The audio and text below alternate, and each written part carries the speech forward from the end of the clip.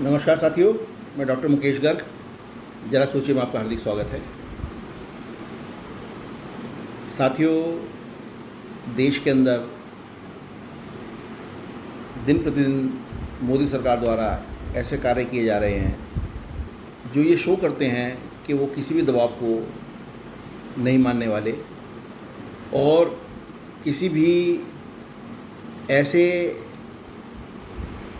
सख्त नियम को लागू करने में पीछे हटने वाले नहीं जिसको लागू करने में देश के नेताओं को और उसको परेशानी होती है। भारत में राजनेताओं का ये हाल है कि यहाँ पर शर्म की सीमाएं लांघ कर लोग कन्विक्टेड होने के बाद, जेल में होने के बावजूद मुख्यमंत्री का पद नहीं छोड़ते हैं, मंत्री का पद नहीं छोड़ते हैं और कहते हैं हम जेल से सरकार चलाएंगे।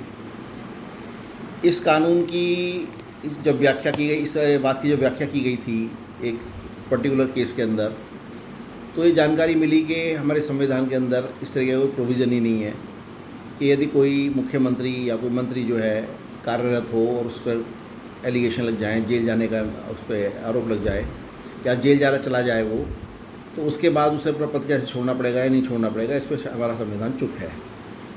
इसी का फ़ायदा उठाकर कुछ मंत्रियों ने, कुछ मुख्यमंत्रियों ने इस कार्य को किया।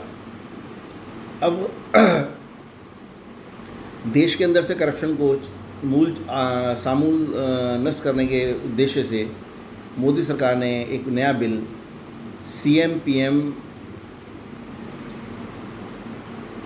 रिमूवल बिल, इसका जो बिल बनाया गया है, इसके अंदर ये प्रोविज़न रखा गया कि जिस भी CM PM या मिनिस्टर का 30 दिन का कन्विक्शन हो जाए जेल का, उससे ऊपर उसका होने लगे तो उसको अपना पद स्वतः छोड़ना पड़ेगा, वरना उसको हटा दिया जाएगा। इस तरह के कानून बनाने का और संविधान के अंदर उसको ऐड करने के लिए संविधान संशोधन विधेयक लाने की ज़रूरत थी, जिसको सरकार लेके आई। और सरकार के पास अपना बहुमत बिल्कुल नहीं है, NDA का बहुमत है। 240 सीटों पर भाजपा सिमटी थी इस बार और 293 NDA का बहुमत है। और इस बिल को पास कराने के लिए सदन के अंदर भारतीय जनता पार्टी को पापड़ बेलने पड़ेंगे, क्योंकि 362 सदस्यों के समर्थन के बिना ये बिल कानून नहीं बन पाएगा। 3/4 मेजॉरिटी किसी भी संविधान में परिवर्तन करने के लिए चाहिए। ऐसे में मोदी सरकार इस बिल को पास कराने के लिए क्या करेगी ये तो मुझे नहीं पता, अभी भविष्य के गर्भ में छुपा हुआ है। लेकिन इसको बिल को सदन में लाने के बाद इसको तुरंत जो है JPC, जॉइंट पार्लियामेंट्री कमेटी को फर्दर इसके इन्वेस्टिगेशंस और फर्दर इसके मतलब शॉर्ट एनालिसिस के लिए छोड़ दिया गया। अब जब नेक्स्ट सेशन आएगा और हाउस खुलेगा तो ये बिल पर चर्चा होगी और JPC की रिपोर्ट भी आ जाएगी और JPC की रिपोर्ट आने के बाद ही इसको बिल को कानून में बदलने की कवायद मोदी सरकार करेगी। हाँ, उससे पहले अपनी गोटियाँ उसे जमा करनी होंगी ताकि बिल गिरे ना संसद के अंदर और सम्मान के साथ पारित हो जाए।